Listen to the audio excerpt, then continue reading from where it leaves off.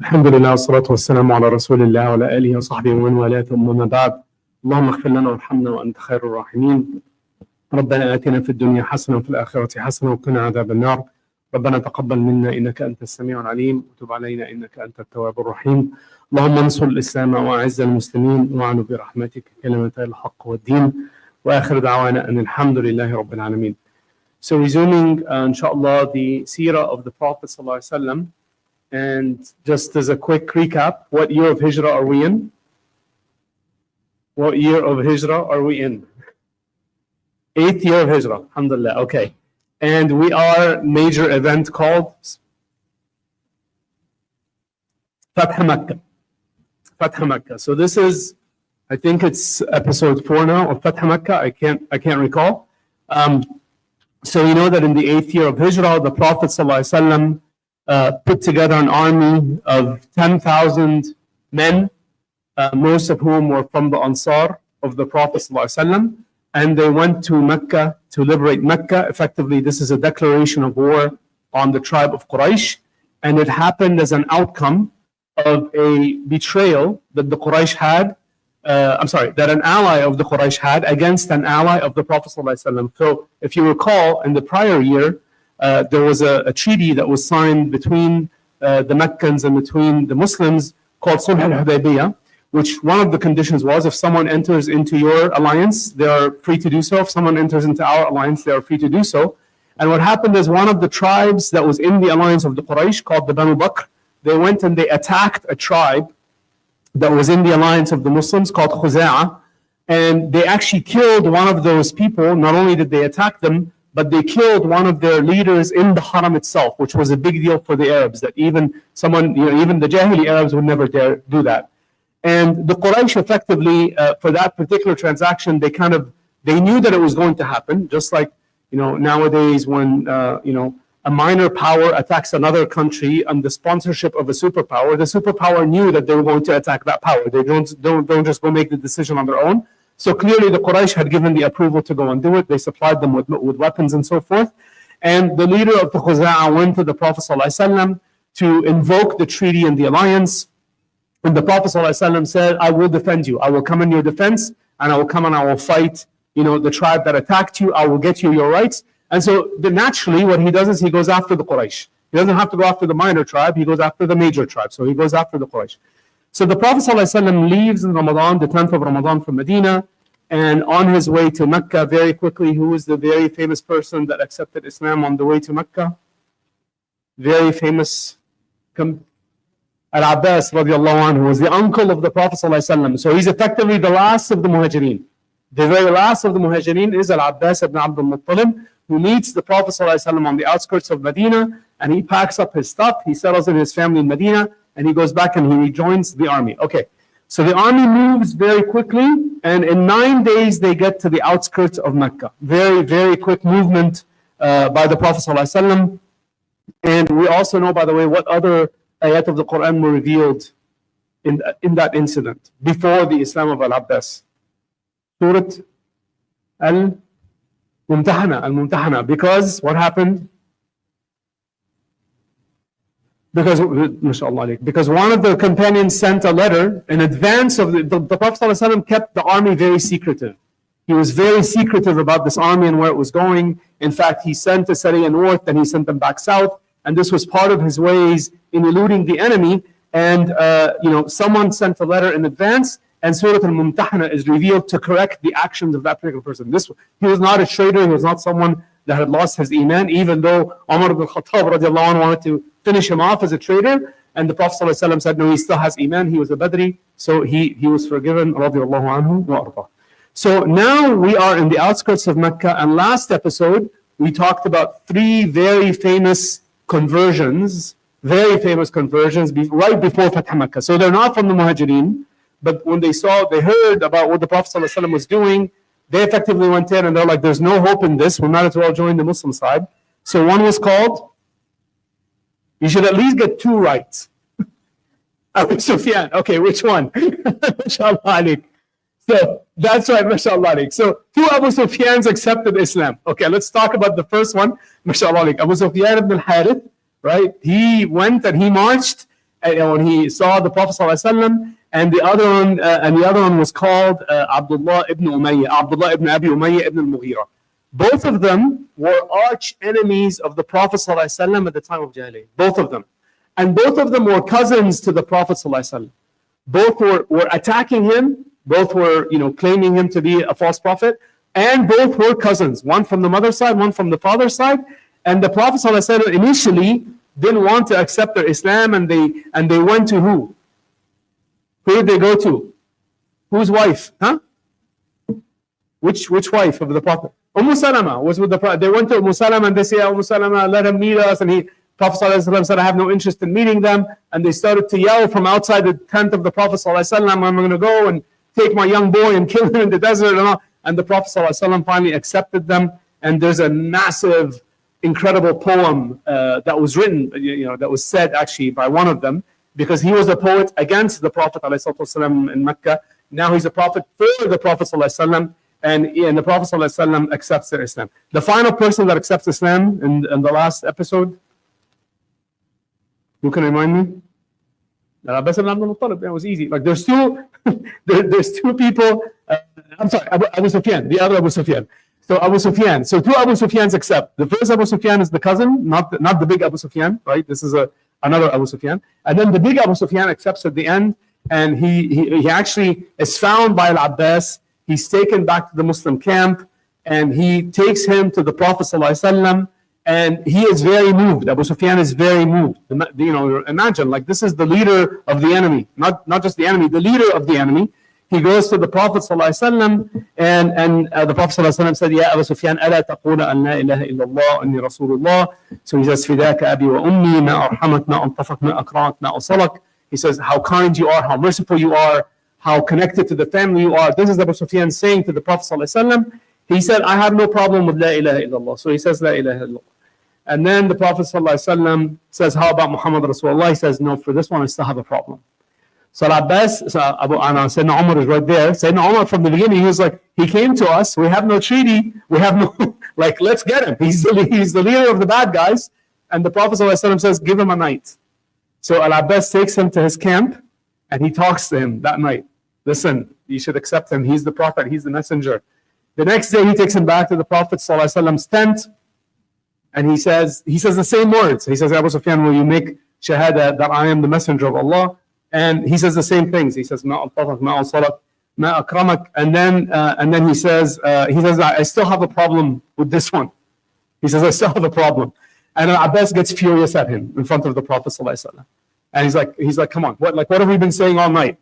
So he finally says it. He takes the full shahada the second day with the Prophet ﷺ. And the Prophet ﷺ says, take Abu Sufyan and have him look at the valley of the Muslim army marching to Mecca. Right? And Abu Sufyan is just astounded at what he sees. He's standing there at the tip, and the Muslims are moving in divisions, division after division after division. MashaAllah, super well dressed. Each tribe has its own flags. And the very last division was the Muhajirin and Ansar, the special forces, And Al-Abbas tells them, see these guys? And what was different about what they were wearing?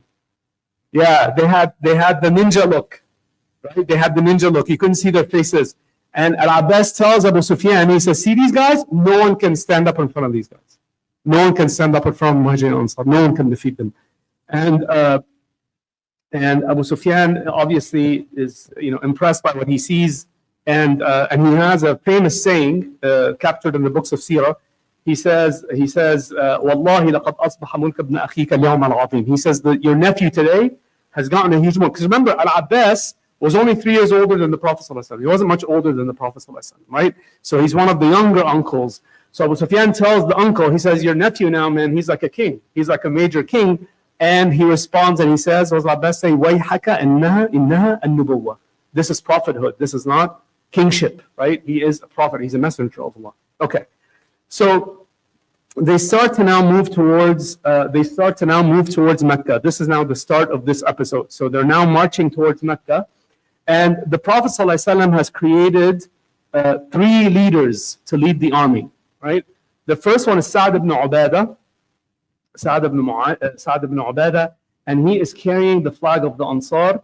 And by the way, Sa'd ibn Ubadah, he has a famous role, a really famous political incident role. Does anyone know what it is? Sa'd ibn Ubadah.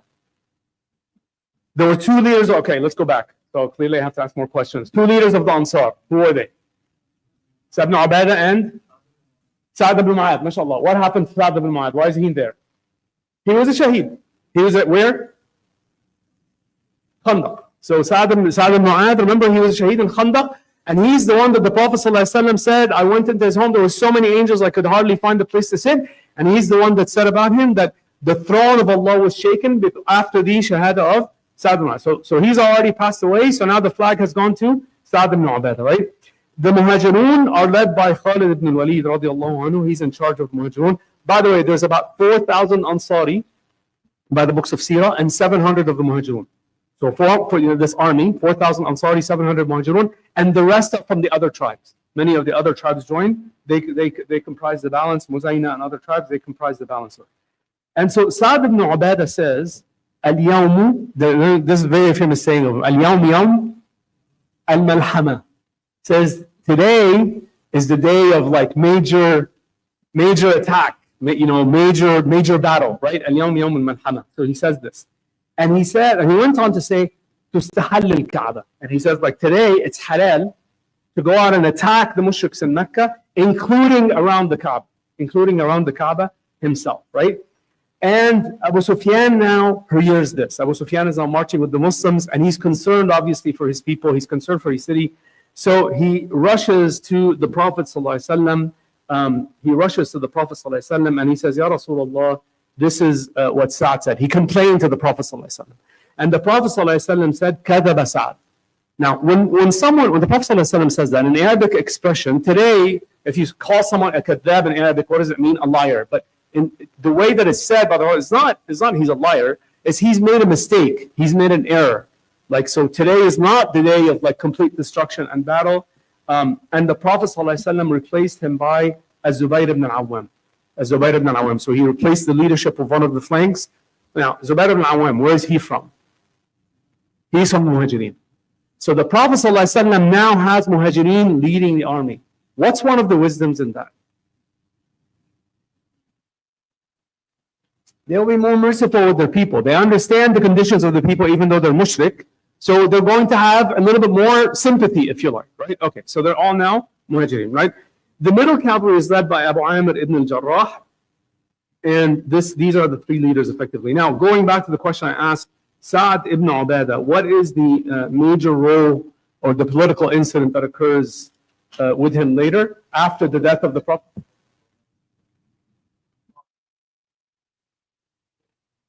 MashaAllah. That's it. So after the death of the Prophet ﷺ, the Ansar had a point of view about who the Khilafah should go to, and they wanted the Khilafah to go to Sa'd ibn Ubadah radiallahu anhu, right? They wanted him to be the leader. Okay. So Abu Sufyan now rushes ahead of the army. So he leaves them and he rides ahead in his own car or sports car, whatever you want to call it, so he can get ahead and tell them, the Prophet ﷺ, by the way, he permitted him to do so. He's like coming to tell them, hey, the Muslims are coming and you're not going to be able to face against them, right?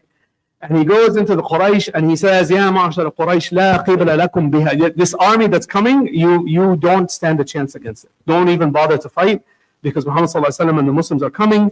And remember, what were the conditions? Very famous hadith by the Prophet ﷺ the night before, when Abu Sufyan took the shahada, like Abbas radiallahu anhu told the Prophet ﷺ, can you give him something? Give him an honor. What was the honor? MashaAllah. That's right. So the Prophet ﷺ said, whoever enters into the haram, they are safe.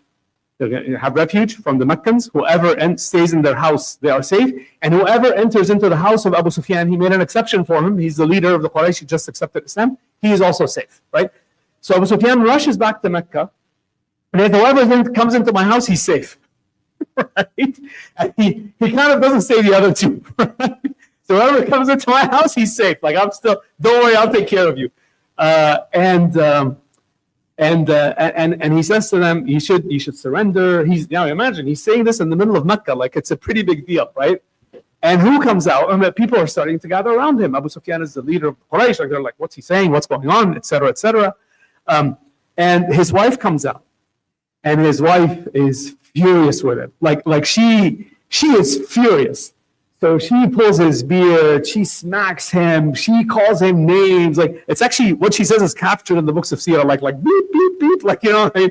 Fat coward, this and this, like, you know what I mean? She uses a lot of bad language against her husband for saying what he's saying. And she's like, we're going to fight. And she says, kill this lazy fat man, cowardly, beep, beep, beep, etc. You know, what an evil leader he's been. Like, she goes on and on and on and on. And then she says to him, she says, like, how, you know, she says that, how are you all even going to fit in the house? Like, even if this was true, how are you going to fit into the house? And then Abu Sufyan says, by the way, he also said, whoever goes to the haram, they're safe. Whoever stays into their house, they're safe. Right? So he communicates the full message of the Prophet sallallahu alaihi wasallam. By the way, in some books of Sirah, the Prophet ﷺ also included in the safety places of safety of Mecca the house of Al-Abbas radiallahu. Some books of Sirah also say that the house of Abbas was also included as a sanctuary in the books of Sirah. Okay, so they now enter the city from the west and the east. They're coming into Mecca from the west and the east, and really no one is fighting. And then some Qurashi people start to say, no, we're going to resist these bad Muslims. We're going to go up and fight against them. It was not organized in any way. It wasn't really an organized fight. It was just like, you know, they came up, and you know, and there were some people killed. Mainly it was led by Ikrimah ibn Abi Jahl. Ikrimah ibn Abi Jahl is the one that led that particular attack. It also had Safwan ibn Umayyah. Safwan ibn Umayyah, by the way, is the one, the son of Umayyah ibn Khalaf that was killed in Badr. He was the one that used to torture Bilal radiallahu anhu, right? So his son is also there. And then Suhail ibn Amr. So who's Suhail ibn Amr? The father of Abu Jandal, very famous father of Abu Jandal. He was also, by the way, captured as a POW in Badr, and now he's back in Mecca. So these three are mainly the people that are leading it. About 13, 14 of the Quraysh got killed. About 2-3 Muslims. So it wasn't like a major war. And this happened on the side of Khalid ibn Walid radiallahu anhu. So this is Muslims are now entering Mecca. Okay, so 20th day of Ramadan, the 8th year of Hijrah. Subhanallah, the Muslims now enter Mecca, and this is the great conquest. This is the greatest conquest ever, really, by the Muslims all throughout time. By the way, is the liberation of Mecca from the Quraysh, the greatest conquest ever to the greatest city ever, right? And the Prophet ﷺ entered Mecca from a place called Qudai. Does anyone know where Qudai is in today, modern day Mecca? Does anyone know what's in Qudai? It's a huge parking lot. It's one of the biggest parking lots where you can park on the outskirts of Mecca. So this is where the Prophet ﷺ enters from historically. And the Prophet ﷺ is wearing a red turban, and the red turban, the bottom section is under his beard. So he's covered in a red turban, and the bottom section is under his beard. He's wearing his armor, and he's not wearing his ihram. So, he comes in effectively as a soldier, not as someone that's coming in for Umrah. And as he's entering Mecca, he lowered his head to touch the camel out of humility for the city.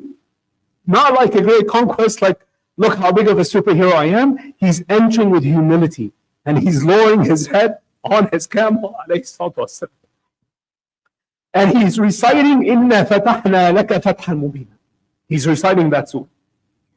The Prophet ﷺ enters into the city, and the first thing that he does is he makes tawaf on the camel, and he has with him his staff.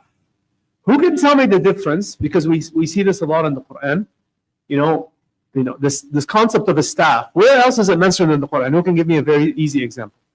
Musa alayhi salam. What does Allah subhanahu wa ta'ala say? وَأَنْ أَلْقِ عَصَاكَ, for example, right? وَأَنْ أَلْقِ عَصَاكَ. How is this? What's a staff? What's a staff look like? Stick, okay? Anyone else? Huh? A shepherd? A crook? Is that what you said? Okay. That. What else? Anyone else? What's a staff? Okay. So let me try to do a quick reenactment. A stick is a bit like this. In English, right? A staff is held like this. The staff is held with your body upright, but it's longer and it's bigger. And you're exactly right. It's to care for sheep, to care for flock. So it's different. And I made that perspective whether it's Musa alayhi salam or not, because it's actually a sense of power and grandeur. It's not a sense of weakness. You understand? It's not like a crutch. It's not like, I don't want you to think, right? Because what does Musa alayhi salam say about his this? What does he say? He describes it. What does he say? MashaAllah Ali. Hey, asai. Because what does Allah subhanahu wa ta'ala tell him? What's the question being asked? MashaAllah Ali. وَمَا تِلْكَ بِيَمِينِكَ يَا مُوسَى. Why do you think Allah asked him that question at that time? Why do you think he asked him that? To make him more comfortable. Because he's just been terrified.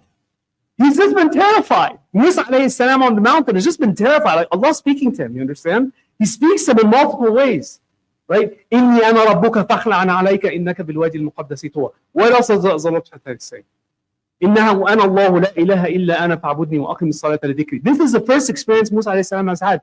You know, if you're, if you have a little child and you just kind of like told them about their homework, why aren't you doing your homework, this and this and that, and they have a little car, little toy, what's that? What's that you have in your hand? You understand? You understand that? So when he says, وَمَا تِلْكَ بِيَمِينِكَ يَا مُوسَى, this is a question from Allah subhanahu wa ta'ala. What does Allah subhanahu wa ta'ala, what does Musa alayhi salam say? What's the answer from the Quran? We're off on a tangent now. إِنَّهَا عَصَايَ أَتَوَكَّأُ عَلَيْهَا وَأَمْشِي بِهَا عَلَىٰ غَنَمِي. Okay. By the way, this gives us many hints about Musa alayhi salam. What kind of hints does it give us? He's making the discussion longer and open. You know, subhanAllah, like, let me just give you, again, let's say you work for a company, and, you have a, alhamdulillah, position, very large company, 100,000 people, the technology company. And you're sitting at your desk, and one day, the CEO shows up in your office. Okay, what's your name? And you're terrified, right? And they're like, what do you do? And like, you may be able to describe your job in 10 seconds. You start to tell them about, you understand that? But it gives us so many hints. It gives us the perspective of what kind of job did Musa do? He was a shepherd, alayhi salam. What kind of economic situation then was he in? Like, he wasn't super rich. He probably wasn't super poor. He made ends meet, so to speak, right? And he describes what he does with it. He uses it for the sheep. And then at the end, he doesn't know what to say. He says, I was like, there are other things that I do with it. I might use it for self-defense. I might use it to pitch a tent. You know what I mean? So the Prophet ﷺ has a staff as he's going up. By the way, most of the messengers of Allah had staffs, like according to the descriptions of the Prophet ﷺ, and most of them did what at some point in time or another? They were shepherds, mashallah. Why is that important? Mashallah. They know how to lead people. They're patient. They're patient. They know how to take their time with things, right? They don't whack the sheep the first time it doesn't turn left or right, right? So the Prophet ﷺ is on his camel, he has his staff, and as he's passing by the Kaaba, he is pointing at the idols that are there. Remember, it's not like today, this was the Kaaba full of the mushrik idols, full of them. And it would fall directly. The Kaaba, the idol would fall directly when the Prophet ﷺ would point to it with his staff, and he would say, قُلْ جَاءَ الْحَقُّ وَزَهَقَ الْبَاطِلِ إِنَّ الْبَاطِلَ كَانَ زَهُوقًا. What surah can this be found in? Surah Al-Isra. Surah Al-Isra. Say the truth has come and batil, falsehood has gone away. Inna al-batila kana zahuqa. Batil is always weak. No matter how strong it looks, at whatever time you are, batil is always the weakest of the weak. The weakest of the weak. Remember, again, let's just pull an example from the Quran. The Queen of Saba. Sulaiman alayhi salam sends the messenger. She gets the letter, she goes to her people, and she says, hey, I have this letter from Sulaiman. What does the letter say? Bismillah ar-Rahman ar-Rahim. أَلَّا تَعْلُوا عَلَيَّ وَأْتُونِي مُسْلِمِينَ. What kind of letter is that? What is it? Invitation, okay. It's an ultimatum. It's an invitation followed by an ultimatum. This basically says, come to me as Muslims or you will see what's going to happen to you. That's the letter. Bismillah ar-Rahman ar-Rahim. Come to me completely in surrender. You will see what will happen. That's the letter. أَلَّا تَعْلُوا عَلَيَّ وَأْتُونِي مُسْلِمِينَ. So she takes the letter and she goes to her people. What do they say? What's wrong with this guy? Doesn't he know who we are? Doesn't he know? We're a superpower. We can wrangle up and we've got airplanes, we've got navy, we've got ships, we'll go and we'll roll over them. You understand? And then what happens on the next page? They go and we'll talk about this some other time in more detail. She does a test. The queen is very wise, right? Not like her crazy generals. And what does he say when the messengers go to try to give him money? What does he say to them? لا قبل كده. خير مما اتاكم بل انتم اليكم تفرحون واللي بعدها ايه؟ واللي وراها ايه؟ ما شاء الله عليك. ايوه ارجع اليهم. So he tells the messenger, go back to them. فنأتينهم بجنود لا قبل لهم بها. Like you have no idea. You have a big army. You have no idea what I have. Like Sulaiman, what does Sulaiman control? Jinn and the birds and the animals and the ants. So like you have an army. You have no idea. So this is and by the way, subhanAllah, this shows you that we don't control the jinn, but this shows you that Allah subhanahu wa ta'ala protects the Muslims at any time. Wallahi, no matter what plans they create, Gaza or any other, or they're going to take a turn, this is called makr. You want to read the Quran, and then exactly, and what does Allah subhanahu wa ta'ala say? وَيَمْكُرُونَ وَيَمْكُرُ اللَّهُ وَاللَّهُ خَيْرُ الْمَاكِرِينَ. This has happened all throughout history. Not just now. All throughout history. At the time of Salih alayhi salam, who was super respected in his people. He was sent to the people of Thamud. What does Allah subhanahu wa ta'ala say? Same surah, we're just on. Same surah, a few pages later. What does Allah subhanahu wa ta'ala say about the people? وَكَانَ فِي الْمَدِينَةِ تِسْعَةُ رَهْطٍ يُفْسِدُونَ فِي الْأَرْضِ مَا شَاء اللَّهُ عَلَيْكَ. There was 9 evil men that caused corruption in the land at the time of Salih alayhi salam. And then what do they say in the following ayah? تقاسموا بالله لنبيتنه وأهله ثم والحبيبين ثم نقولن لوليه ما شهدنا مهلك أهله وإنا لصادقون. They created a plan, a devious plan at the time of Salih, when they were sick of Salih, to assassinate him, to kill him once and for all. Let's finish him once and for all, right? And Allah subhanahu wa ta'ala immediately after that says وَيَمْكُرُونَ وَيَمْكُرُ اللَّهُ وَاللَّهُ خَيْرُ الْمَاكِرِينَ. So what does Allah subhanahu wa ta'ala do? He destroyed them and their people. And then he tells the Sahaba and he tells the mushriks of Mecca, and you pass by their homes every day and you see the destruction that's left over. Now, one of the earliest ayat that was revealed to the Prophet ﷺ was what? سَيُهْزَمُ الْجَمْعُ وَيُوَلُّونَ الدُّبُرَ. Surah Al-Najm. So the Prophet ﷺ was reciting this ayah in Badr. In Badr, when he was attacking and retreating with the companions, he would say, سَيُهْزَمُ الْجَمْعُ وَيُوَلُّونَ الدُّبُرَ. This is a promise from Allah. What does that mean? It means that the groups of your enemies will be defeated. Not only will they be defeated, they will turn away and will run away in disgrace. This is what Allah subhanahu wa ta'ala is telling to this ummah, so long as we are on the straight path. So the Prophet sallallahu alaihi wasallam is saying, قُلْ جَاءَ الْحَقُّ وَزَهَقَ الْبَاطِلُ إِنَّ الْبَاطِلَ كَانَ زَهُوقًا. And the Prophet sallallahu alaihi wasallam would also touch the black stone with his staff as he was making tawaf around the Kaaba, right, with his staff. The Haram is now filling up with people. You can imagine, like, alhamdulillah, the people in Mecca feel safe, and there's no big war going on, and it starts to fill up with people, and the Prophet ﷺ asks for the keys of the Kaaba. He asks for the keys of the Kaaba. He demonstrates by asking for the keys who's now in charge. Who is now in charge, right? And they open up the Kaaba for him, and he goes in, alayhi salatu wasalam. What do you think he found? He finds a bunch of mushrik shrines in it, in the Kaaba. Inside, you're exactly right, mashallah. And he finds some shrines that have pigeons, and whatever they construed as sacred materials. Some systems of belief that, this black type of silk with this kind of combination and color indicates, some other religions believe orange or whatever has some kind of sacred thing about it. They had those kinds of things in the Kaaba, and the Prophet ﷺ cleans all of that up. He throws it all out. They also had, amongst the things included in the books of Sirah, pictures of angels. Because remember, they believed in angels. But what did they say about the angels? They're the daughters of Allah, right? They had pictures of the angels, and they had a picture of, I'm just using this between quotes, of Ibrahim alayhi salam throwing arrows to the idols. A picture supposedly of Ibrahim alayhi salam throwing arrows to the idols. And the Prophet ﷺ, when he saw that, he says, قَاتَلَهُمُ اللَّهِ. He says, may Allah defeat them. This is pure. What does Ibrahim ﷺ have to do with this kind of shirk? Which shows you, shirk takes on from previous stories potentially, and they make things up. They destroy, they corrupt their own deen. This has happened again all throughout time, all systems of life, right? All systems of life. And the Prophet ﷺ recited the ayah, ما كان إبراهيم يهوديا ولا نصرانيا ولكن كان حنيفا مسلما وما كان من المشركين. So the Prophet ﷺ reminds him of this ayah as he cleans up. According to Ibn Sa'd, he says there was a report of a picture of Mary and Jesus.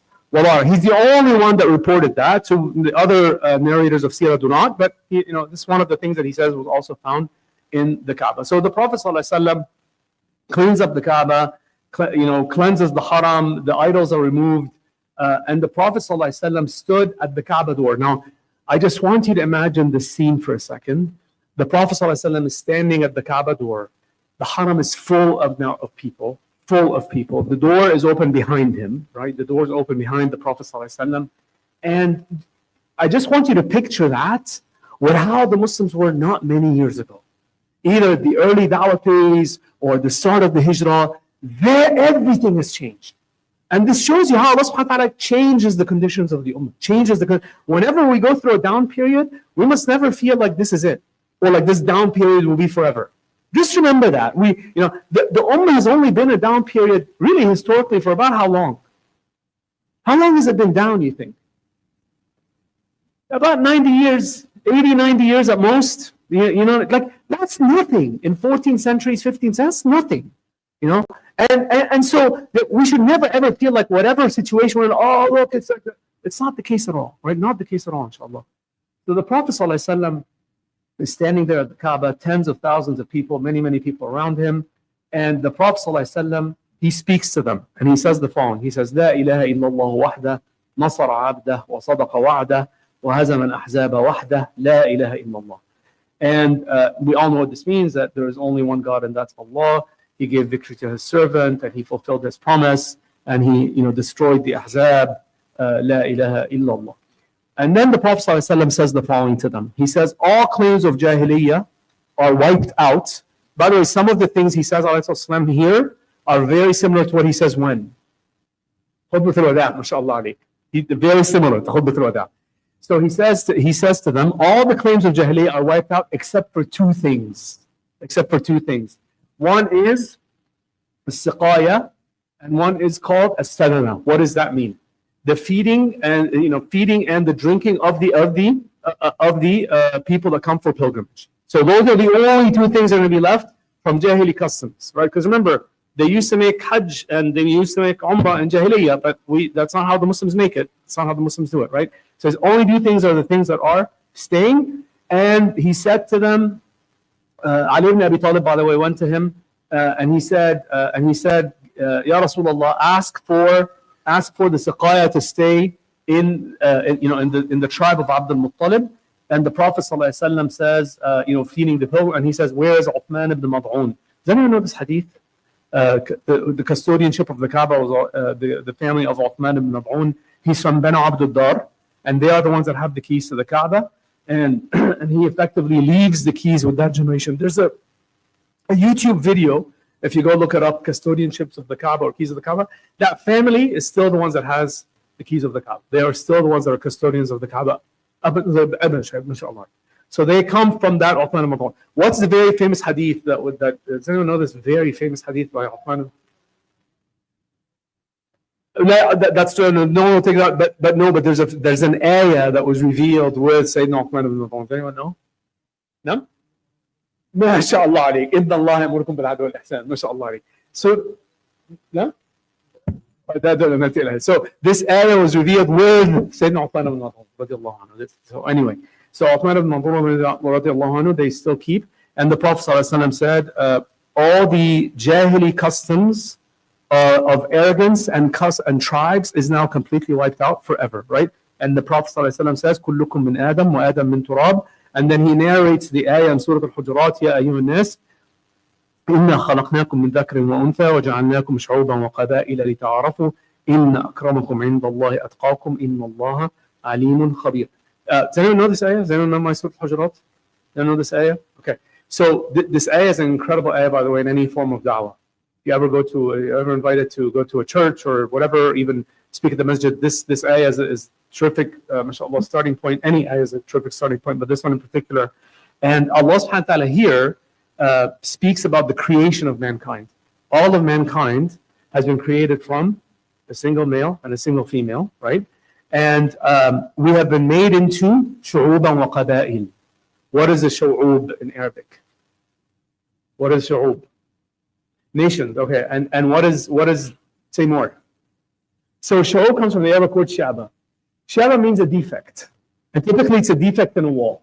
Typically, right? Like if the wall is like this and has a small crack, it's called a shaba, right? And this means that every nation has a defect. Every nation, the Egyptians have a defect, the Pakistanis have a defect, the Italians have a defect. Every nation has its defect. And Allah subhanahu wa ta'ala says what? لِتَعَارَفُوا. So what does that mean? To identify, to know, to complement one another. So your defects are maybe my strengths and vice versa.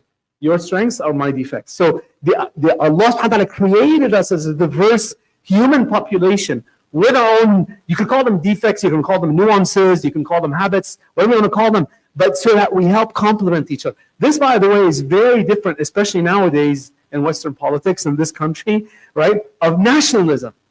It's very different to the concept of nationalism. Right? The ummah of Islam is very different to a nationalistic society where it's all about the passport. We don't have this issue, right? So the Prophet ﷺ, recites this ayah to them. And this is, like I said, very similar to Hajjat al-Wada'. And then the Prophet ﷺ asks the very famous question, مَا تَظُنُّونَ أَنِّي فَاعِلٌ بِكُمْ. What do you think I'm going to do to you? Like, what would you do to you if you were me? So the Prophet ﷺ was asking that question. And they said, خَيْرًا أَخٌ كَرِيمٌ وَابْنَ أَخٍ كَرِيمٌ. They say, we only expect good of you. You are, a kind son, a kind brother, and you are the son of a kind brother. And the Prophet ﷺ says, اذهبوا فأنتم الطلقاء لا تثريب عليكم اليوم يغفر الله لكم وهو أرحم الراحمين. Who says this in the Quran? Yusuf alayhi salam to his brothers. When they find out who he is, it's exactly what Yusuf alayhi salam says to the brothers. Okay, so I just want you to know for a second. We can talk about this for 4 more hours, just what happened now. In human history, across all of human history, there has never been an act ever like this with the Muslims entering into the Haram and effectively liberating Mecca. This act of major amnesty, after they did what they did for years and years and years of torture and taking away property and war after war after war and name calling and all the above, has never happened before and never happened after, actually, this particular incident with the Prophet ﷺ. This is just to denounce people that say, oh, Islam wants this.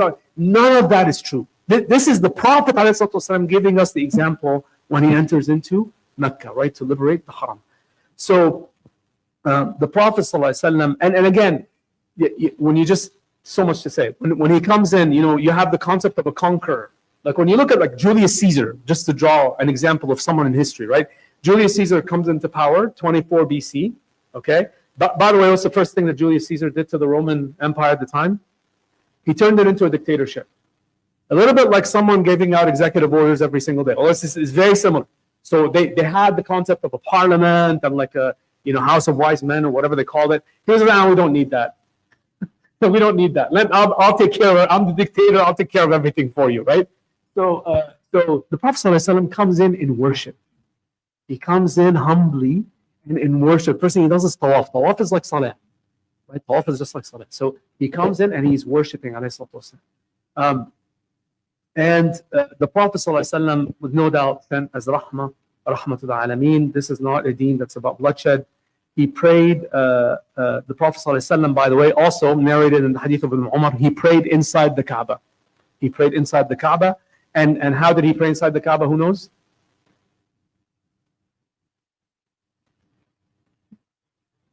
Between the pillars, yeah. He prayed in the different directions. So if you ever have, we don't have this. This is actually a sunnah, which we cannot do, unfortunately. Right?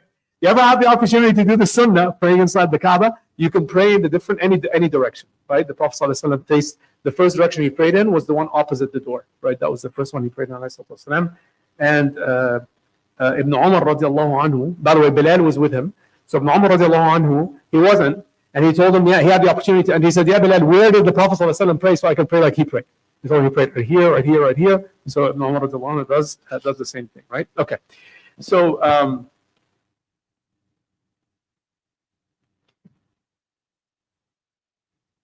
yeah. So the Prophet ﷺ asked for Uthman ibn Talha, and he gives them the keys of the Kaaba, and again he says to them, أَدُّوا الْأَمَانَةَ إِلَى أَهْلِهَا. Now they will be the care, the people that will care for the Kaaba.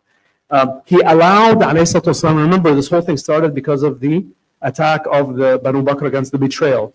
So he allowed the Khuza'a to go back and take the revenge. And he said, you have until Asr prayer. He gave them a few short hours in the middle of the day. He says, you have until Asr prayer, right? And a minor skirmish occurred. The next day, nothing happened in that skirmish, but the next day, someone from the Khuza'a went and killed someone from the Banu Bakr. And the Prophet ﷺ was very angry with them. And he says, next time you do this, there will be qisas. So all I gave you time was until Asr. Next time you do this, there will be the qisas, right? Even though they were still mushriks. Okay. So this is the other thing that happened. No land was taken, no booty, no POWs. The Prophet ﷺ, when he went in, he said, everyone will be given amnesty except for, some of the books of Sirah say 6 people. It goes all the way up to 9 people. 9 people should not be given amnesty at all.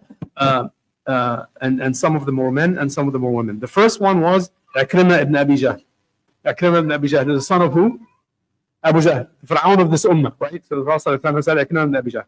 And then he also said Abdullah ibn Khattab. And you'll see, by the way, that even from those people, more than half of them were forgiven. More than half were forgiven.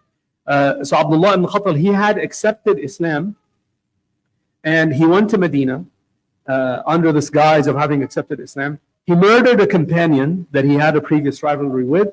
He went back to Mecca, and he hired 2 girls that became poets, where all they did was they became the Fox News against the Muslims in Mecca, right? And they find him, and he went to the Kaaba, and he grabbed onto the Kaaba, and they didn't know what to do. And then he wrapped himself in the asar of the Kaaba, and the Sahaba said, Ya Rasulullah, he's wrapped himself in the asar of the Kaaba, what should he do? Prophet ﷺ said, it doesn't matter, right? So that was the first one that gets crossed off the list.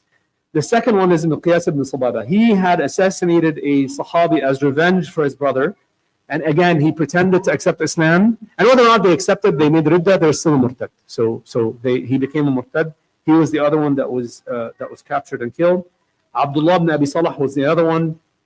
He accepted Islam. He went to Medina, and he became a murtad. He used to write, by the way, a lot of the more Orientalists use this against the Quran, the European Orientalists, right? So he used to write for the Prophet ﷺ. When he went back to Mecca, he said, I used to write the Quran and it was all made up. So the Orientalists use this against Muslims. And he went to the Prophet ﷺ, and he said, Ya Rasulullah, I want to take the shahada. Like he basically rushed in, he said, and the Prophet ﷺ was very silent for a long period of time. Right? And he effectively saying, will you accept me? Right? It's very silent for a long period of time. And then the Prophet ﷺ said, okay, so he accepted his shahada. And then after he left, he asked the companions, does anyone know this? He said, yeah, didn't you guys understand that you should have like taken care of him? And one of them said, like, why didn't you give us a sign? Like why did you, like, hey, And the Prophet ﷺ, messengers don't do that. Messengers don't behave that way, right? So he says it's not befitting for a prophet to motion with his arms. So he was forgiven. By the way, this person, just so that you know, the books of Sirah say his Islam was very good. And he was later on appointed as the first governor of Egypt by Sayyidina Umar ibn Khattab. So after Sayyidina Amr ibn al-As, he was effectively the general. He comes back, and the person that takes over is the same person that accepted Islam with the Prophet. Okay. Then there were the 2 poet girls. One's name was Fartana, one's name was Sarah. So Fartana was taken care of. Sarah has fled and then asked for forgiveness later on.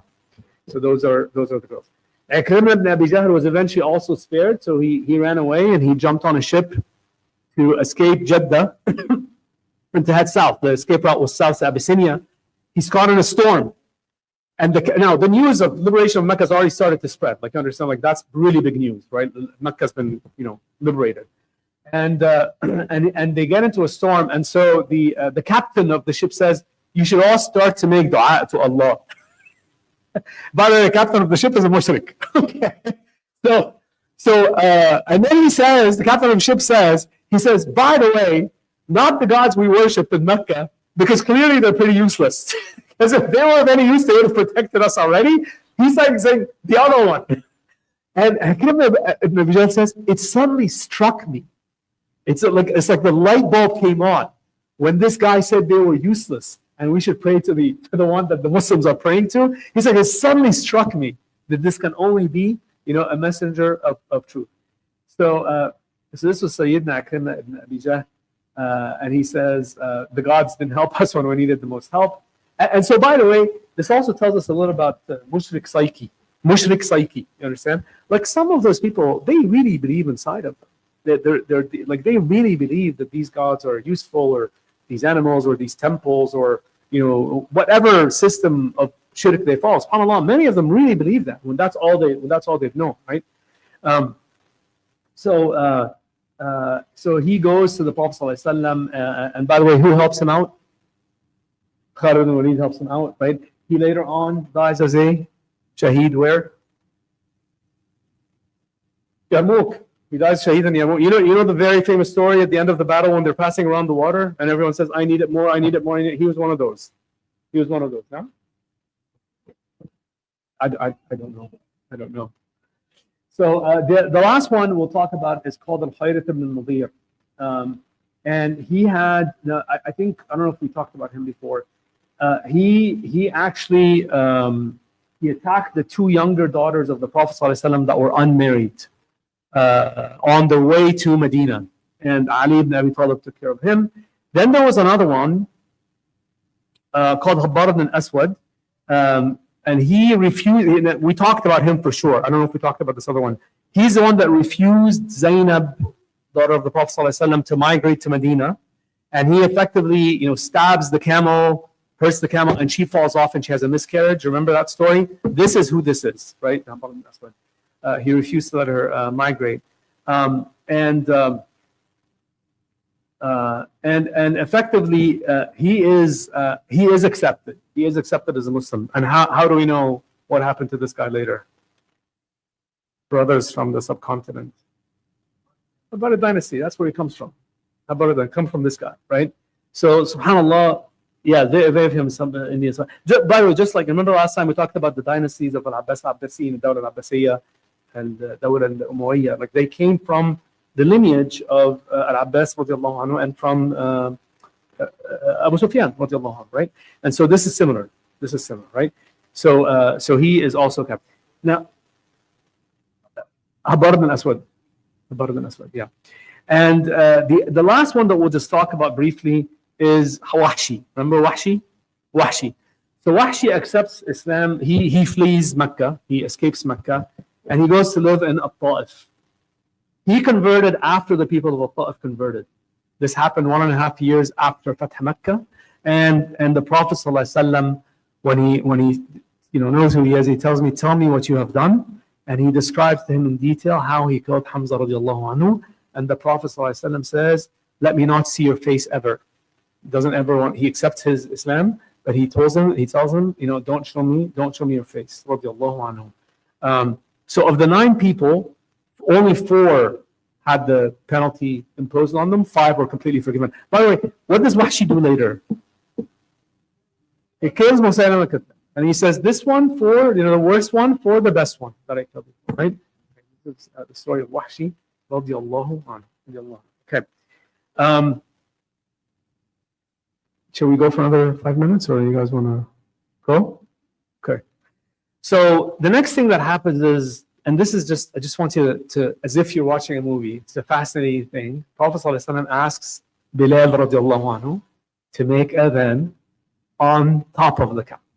So Bilal radiallahu anhu, now this is the first adhan of Islam in Mecca.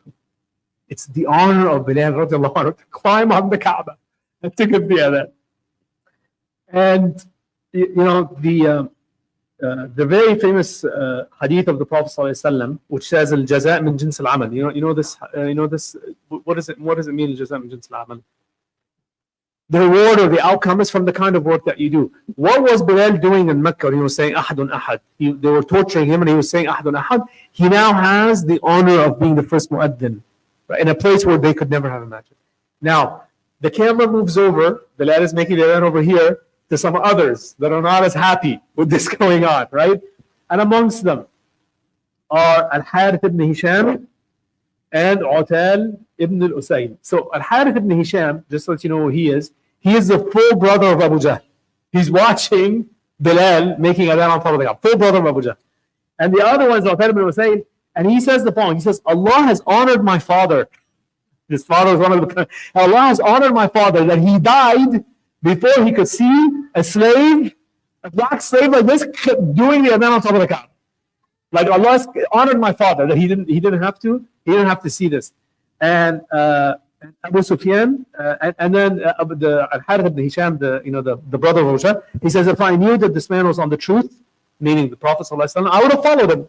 But if I knew it was truthful, I would have followed him. Like, no problem. And Abu Sufyan says, so as for me, my tongue is sealed.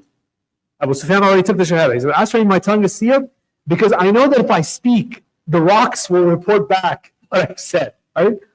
And this is why also Surah Al-Hujurat, the second half of the last page, Allah subhanahu wa ta'ala says, وَلَمَّا يَدْخُلُ الْإِيمَانُ فِي قُلُوبِهِمْ. This is what Allah subhanahu wa ta'ala is speaking about. When people accept Islam earlier on, Islam is not really complete. Like, when someone comes and takes your head as a convert, they're not like us. It may take them time. Inshallah, they get like us, and different people have different journeys. I remember one brother when I lived in Atlanta, been telling him about the, American, but like the Islam. You know why he wouldn't accept the Shahada?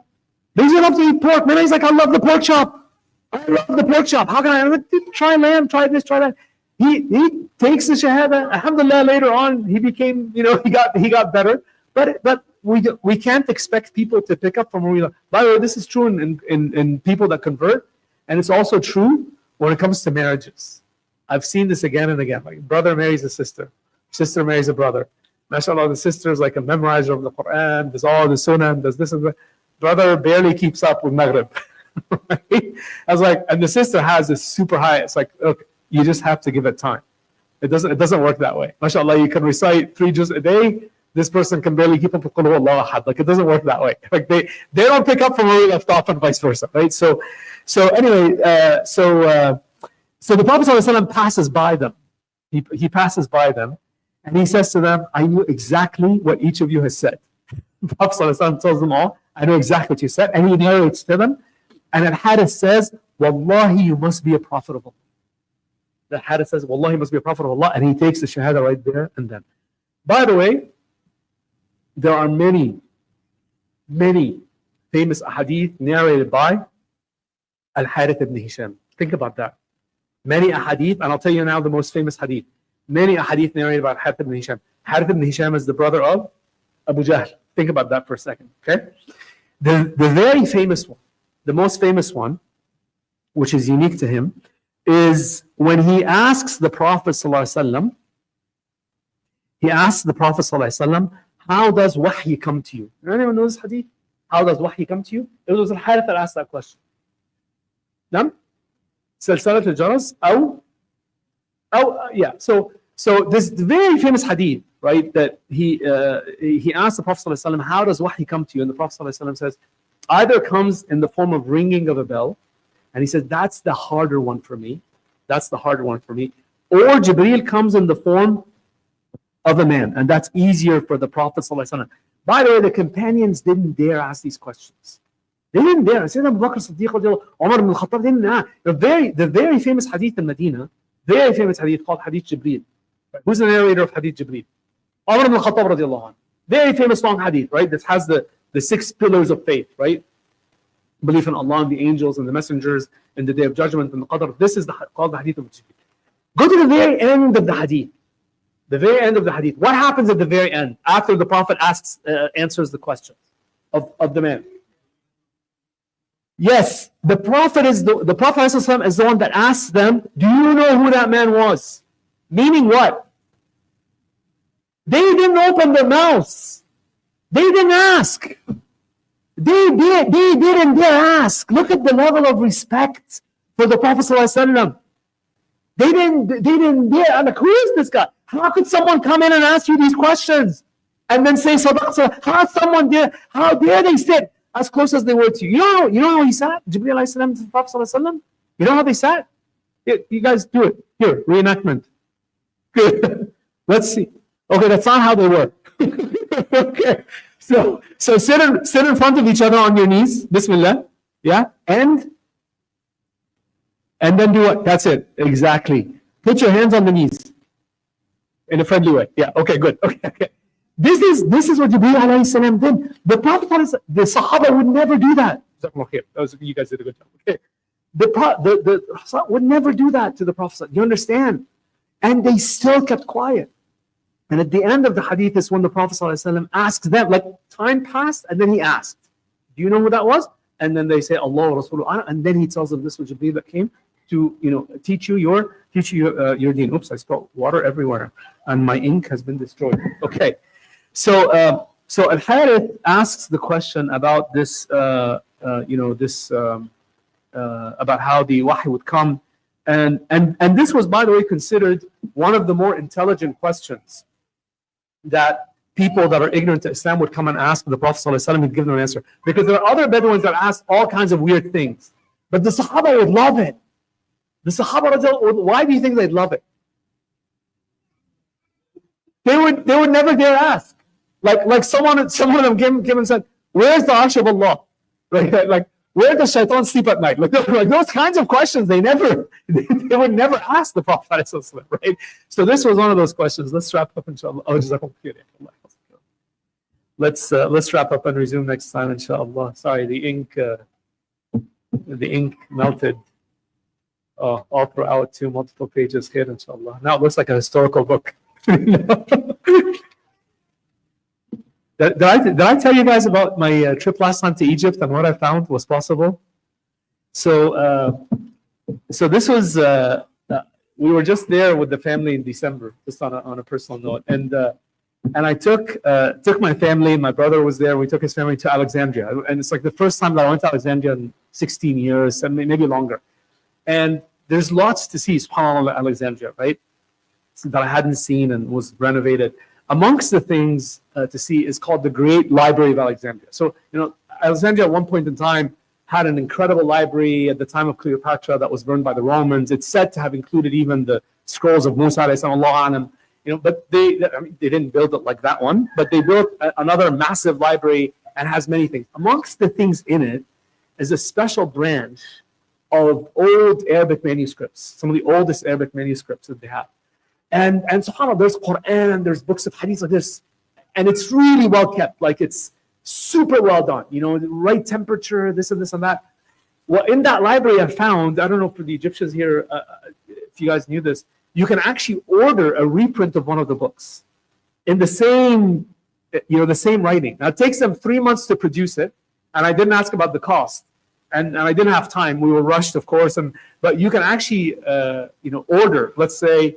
I don't know, like they just had so many incredible, like imagine having a book like, Ihya Ulumuddin or something like think of something like that in the way it was. I don't know how easy it would be to read, by the way, either, but they can reproduce it for you exactly the way it is. Okay, let's make a dua, inshallah. Allahumma salli ala Muhammad wa ala ali Muhammad kama sallaita ala Ibrahim wa ala ali Ibrahim. Allahumma barik ala Muhammad wa ala ali Muhammad كما باركت على إبراهيم وعلى آل إبراهيم في العالمين إنك حميد مجيد.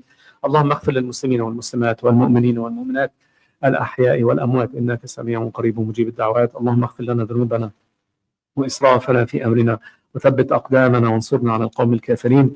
اللهم أرنا الحق حقا وارزقنا اتباعه وأرنا الباطل باطلا وارزقنا اجتنابه. اللهم زدنا علما وارزقنا فهما. اللهم بلغنا شهر رمضان. اللهم ارزقنا الصيام والقيام فيه. اللهم اجعلنا من الفائزين بليلة القدر. اللهم اجعلنا من عتقاء شهر رمضان. ربنا هب لنا من أزواجنا وذرياتنا قرة أعين واجعلنا للمتقين إماما.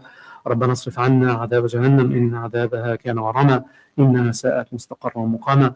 اللهم انصر الإسلام وأعز المسلمين واعلو برحمتك كلمة الحق والدين. وآخر دعوانا أن الحمد لله رب العالمين. جزاكم الله خير. I'll see you next week إن شاء الله.